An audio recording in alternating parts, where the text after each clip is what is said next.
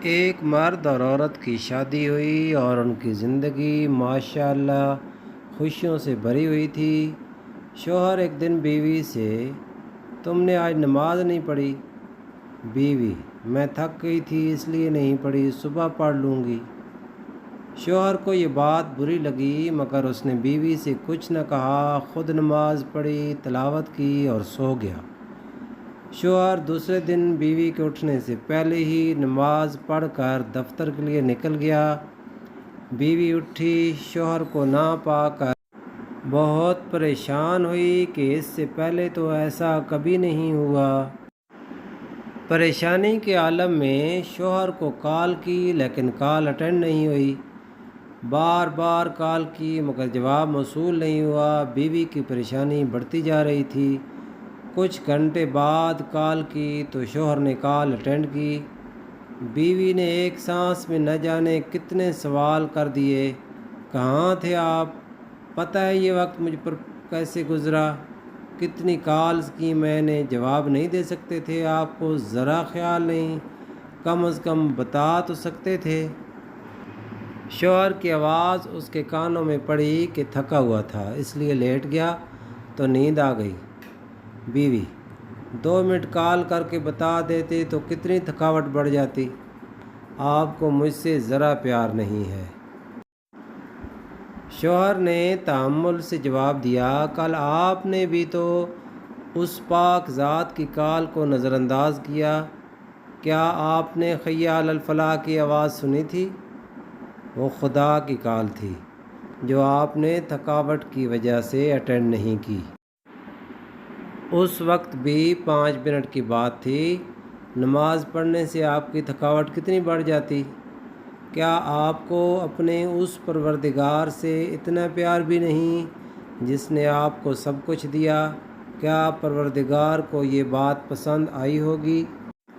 بیوی پر سکتہ طاری ہو گیا اور روتے ہوئے بولی، مجھے معاف کر دیں، مجھ سے غلطی ہو گئی، میں سمجھ گئی ہوں، میں سچے دل سے استغفار کرتی ہوں، میرے پروردگار مجھے معاف فرما۔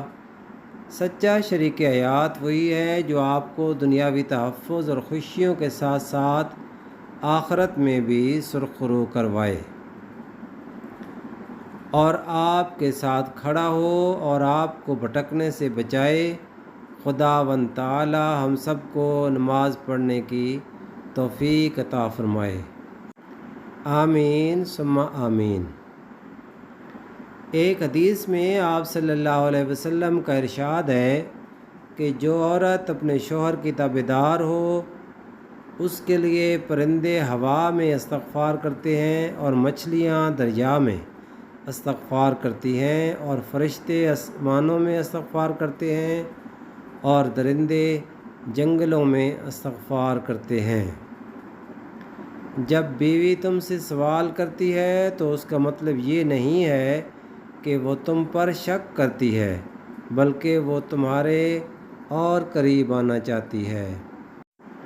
نیک سیرت بیوی اپنے شوہر کو دنیا کا سب سے اچھا اور خوبصورت مرد مانتی ہے۔ رسول اکرم صلی اللہ علیہ وسلم کا فرمان ہے، تم میں سے بہترین شخص وہ ہے جس کا معاملہ اپنی بیوی کے ساتھ درست ہو۔ بیوی کو دبا کر رکھنا، اس پر غالب رہنا کوئی کمال نہیں ہے۔ میاں بیوی کو چاہیے کہ چھوٹی چھوٹی باتوں پر بھی ایک دوسرے کی تعریف کیا کریں کیونکہ اس عمل سے محبت پروان چڑھتی ہے۔ ایک عورت ایک بزرگ کے پاس گئی اور بولی، مجھے کچھ ایسا بتائیں کہ ہمیشہ شوہر کے ساتھ خوش رہوں۔ تو بزرگ نے اس عورت سے کہا کہ 3 راز ایسے ہیں جو تم خود اپنے شوہر تک پہنچا دو، زندگی میں کئی مشکلیں خود ہی حل ہو جائیں گی۔ نمبر 1، اگر تمہاری زندگی میں کچھ ایسا ہوا ہو جو بہت سے لوگ جانتے ہیں لیکن تمہارا شوہر نہیں جانتا تو بجائے اس کے کہ لوگوں کے ذریعے وہ بات تمہارے شوہر تک پہنچے، تم خود شوہر کو اعتماد میں لے کر اسے بتا دو، اس سے تم پر اعتماد اور بڑھ جائے گا۔ نمبر 2، اگر تم اپنے شوہر سے پیار کرتی ہو لیکن اظہار نہیں کرتی تو آج سے اظہار کیا کرو اور دل کی بات ضرور شوہر تک پہنچایا کرو، کیونکہ ہم دل میں کیا سوچتے ہیں یہ بتانے پر ہی دوسروں کو پتہ چلتا ہے، ورنہ دل کی بات دل میں ہی رہ جائے گی۔ نمبر 3، اگر شوہر کی کوئی ایسی بات جو تمہارے دل میں کئی سوالات پیدا کر رہی ہو تو بجائے اس کے کہ اپنے دل میں اس کے لیے بدگمانیاں پیدا کرو، شوہر سے کہہ ڈالو، ہو سکتا ہے جو تم سوچ رہی ہو وہ بات ہو ہی نہیں، یا اگر کچھ ہے بھی تو شوہر سے مل کر اسے دور کر دو۔ کہتے ہیں کہ عورت کو تم جیسا کہو گے وہ ویسی ہی بنتی چلی جائے گی، اسے بدصورت کہو گے تو وہ بدصورت ہی بنتی جائے گی، اور اگر اسے خوبصورت اور سلیقہ مند کہو گے تو وہ خود بخود ایسی ہی بنتی چلی جائے گی۔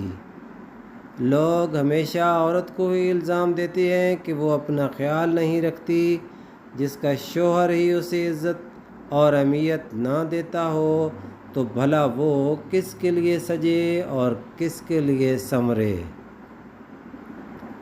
شادی کے 10-20 سال بیت جانے کے بعد بھی عورت خوبصورت اور کم عمر لگ سکتی ہے کہ دیکھنے والے دنگ رہ جائیں اور زوجین کی قسمت پر رشک کرتے نہ تھکیں۔ محترم سامعین، مزید اچھی ویڈیوز کے لیے ہمارے چینل کو ضرور سبسکرائب کریں، ویڈیو پسند آئے تو لائک کریں اور کمنٹس میں اپنی رائے کا اظہار ضرور کیا کریں۔ بہت بہت شکریہ۔